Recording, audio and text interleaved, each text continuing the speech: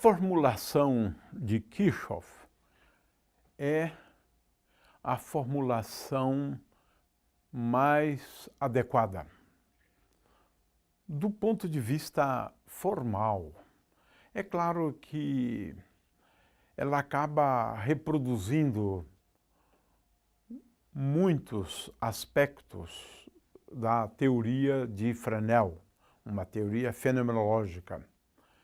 Nessa formulação de Kirchhoff, nós fazemos uso de teoremas envolvendo funções. Nós não vamos aqui repetir o que está no texto, porque realmente existe um desenvolvimento teórico que não vale muito a pena a gente fazer aqui.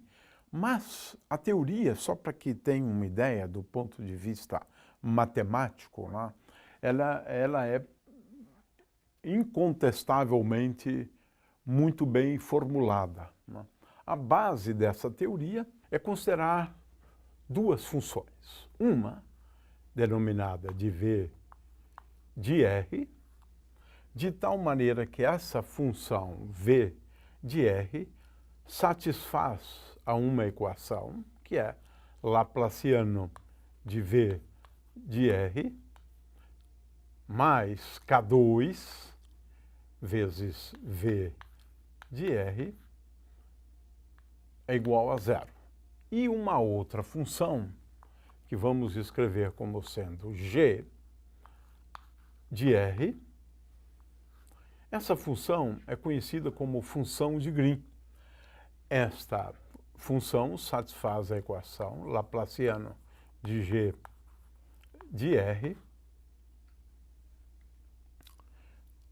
mais K2 vezes G de R é igual à função delta 3 de R.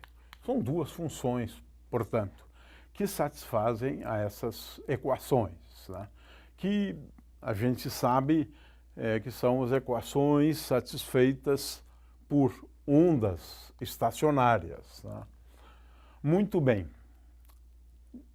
Agora existe uma identidade matemática que afirma que a integral de volume de G vezes Laplaciano de V menos V vezes o Laplaciano de G é igual a uma integral de superfície de G vezes dV dN, isso aqui é a derivada normal a uma superfície, menos V vezes dG dN. Ora, vejam que isto aqui é uma integral de volume, portanto, d3R, e esta aqui é uma integral de superfície, ds. Bom, agora tem toda uma série de desenvolvimentos aqui, e não vale a pena, mas isso aqui é apenas para explicar o ponto de partida da teoria de Kirchhoff. É, portanto, um método bastante formal, matemático mesmo, matemático mesmo. Vou dar aqui apenas o resultado, né, do uso desta identidade matemática que vale sempre, né? O fato é que, a partir dessa identidade, e os detalhes estão na apostila, acho que não vale muito a pena recorrer a esses detalhes, né, é que V de R, a perturbação no ponto R, tendo como resultado uma onda esférica que se iniciou nesse ponto. Aliás, nesse momento é importante a gente chamar atenção para a notação, né? Aqui eu tenho o orifício. Um orifício. eu vou usar um referencial de tal maneira que a origem do referencial esteja em algum ponto sobre o orifício. Então, esse é o primeiro detalhe importante. Ora, em sendo assim, um ponto qualquer do orifício, por exemplo, se o orifício for retangular, este ponto é caracterizado pelo vetor posição R', de forma que R' é o vetor posição de um ponto sobre o orifício, ou no orifício, já que no orifício faz mais sentido, né, do que sobre ele. Muito bem, então um ponto no orifício tem o vetor posição R'. O ponto P tem associado a ele um vetor posição R. É fixo esse R a partir da origem. E a fonte pontiforme está localizada num ponto O, caracterizada pelo vetor posição R0. Muito bem. Tendo definido estes vetores, vamos agora apresentar o resultado. O resultado é que a perturbação ou a onda resultante, né, é, na verdade, uma superposição de ondas que se originam da superfície. Mas agora é essa superfície. É um pouco diferente, né, como a gente está vendo, da teoria de Fresnel, onde a superfície era uma calota esférica. Não, essa superfície aqui é a superfície associada ao orifício. Então, de acordo com a teoria de Kirchhoff, o V resultante, né, de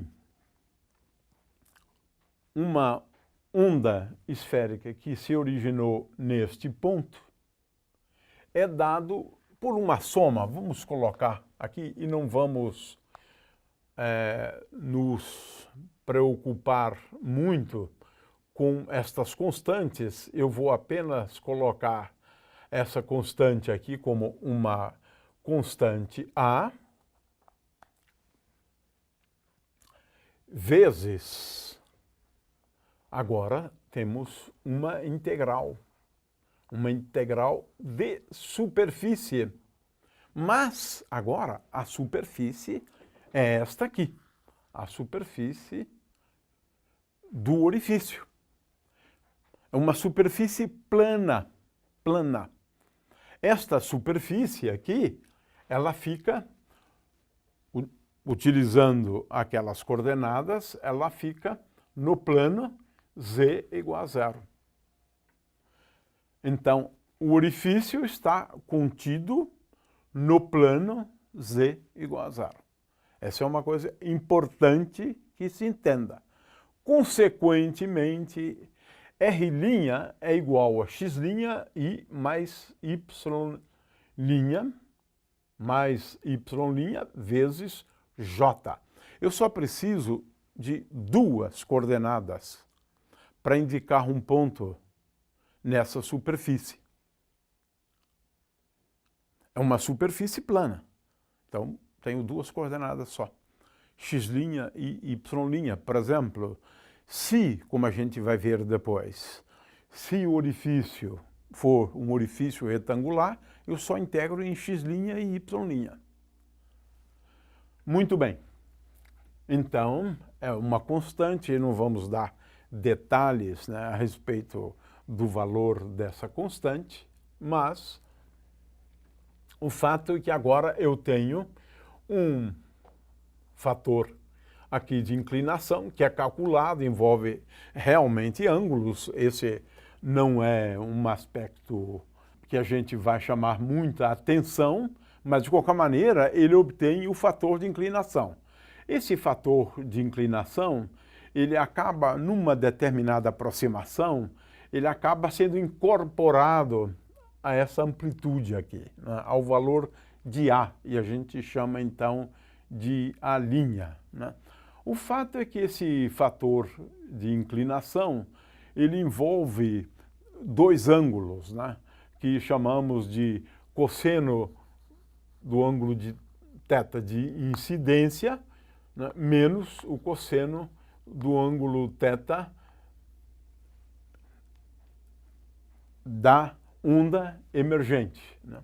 De forma que essa é a expressão para o fator de inclinação. Dá para a gente escrever assim. Numa outra aproximação, numa determinada aproximação, isso aqui é uma constante, a gente coloca aqui em A.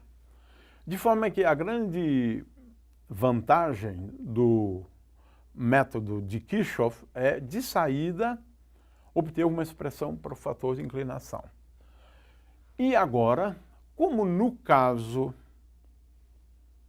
da formulação de Fresnel, temos também uma integral sobre uma superfície, mas uma superfície diferente daquela superfície utilizada por Fresnel.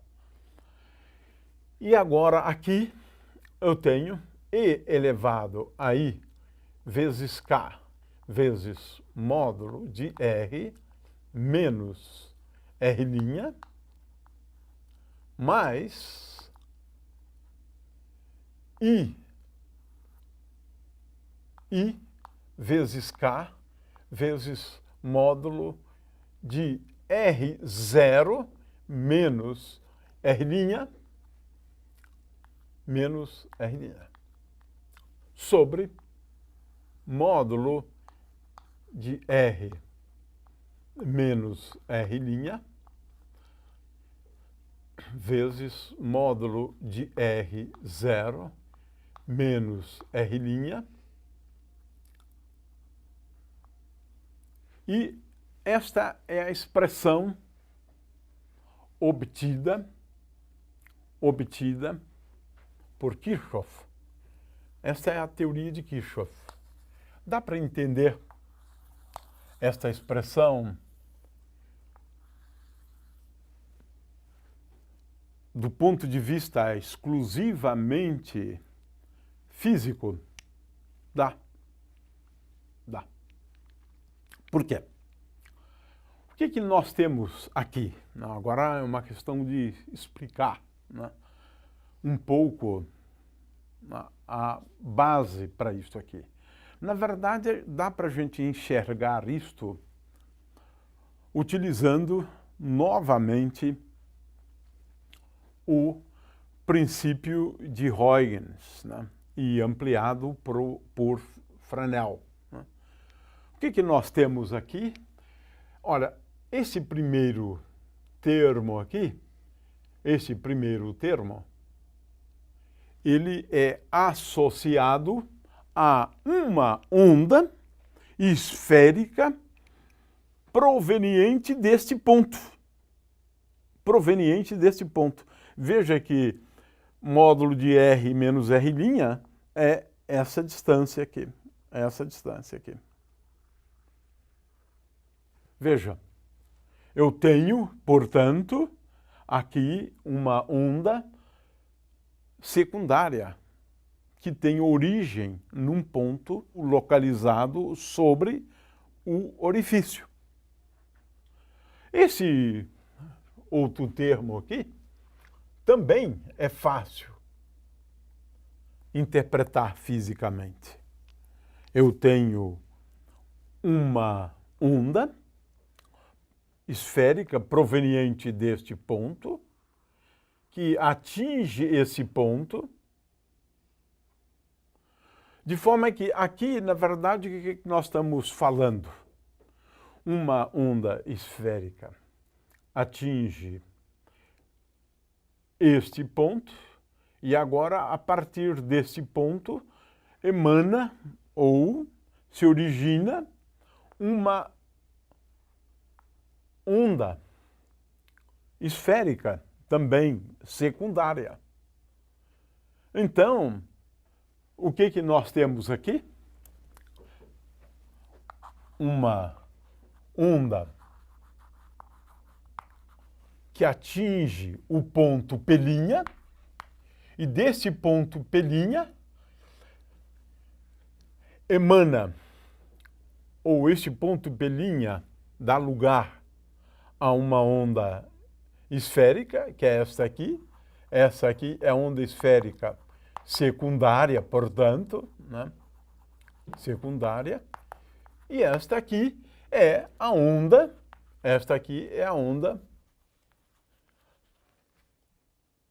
incidente.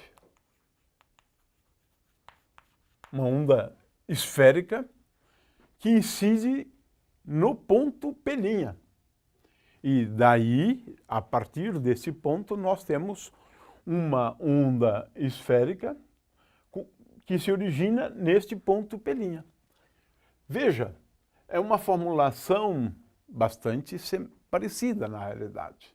Mas agora nós estamos falando de uma onda incidente e de uma onda emergente. Temos, portanto, aqui uma base, não temos como explicar de uma maneira tão simples, né? Porque depende, esse termo aqui envolve essas derivadas normais, é por isso que não é tão fácil, né, a gente explicar esse fator de inclinação. Mas a física é bastante simples em relação à teoria de Kirchhoff. É claro que para cada ponto, né, nós temos essa situação, uma onda incidente, uma onda emergente, e é claro que agora eu vou somar sobre todas as ondas secundárias. Então, eu somo sobre todos os pontos P'. Ora, para encerrar essa formulação, muitas vezes a gente adota uma aproximação onde R é muito maior do que R' e R0, né, muito maior do que R'. R' em módulo, né? Ou seja, essas distâncias aqui são muito maiores do que, por exemplo, o diâmetro do orifício. Ora, nesta aproximação, o que nós temos, né, é que, em última análise, eu posso escrever V de R, incorporando agora o fator de inclinação, que às vezes, nessa aproximação, com certeza, acaba sendo uma constante. Então, V de R, nós vamos escrever V de R como igual a V0 agora. V0 é A vezes o fator de inclinação, 1 sobre R vezes 1 sobre R0, vezes agora a integral. Esse V0 contém A, 1 sobre R vezes 1 sobre R0, dessa aproximação aqui, né? Contém também o fator de inclinação, então V0 vezes I elevado a I vezes K, e agora eu tenho módulo de R menos R' mais módulo de R0 menos R'. E aqui eu tenho uma integral de superfície, e aqui também, igualmente, eu tenho uma integral de superfície ao longo de uma superfície S. Portanto, eu acabei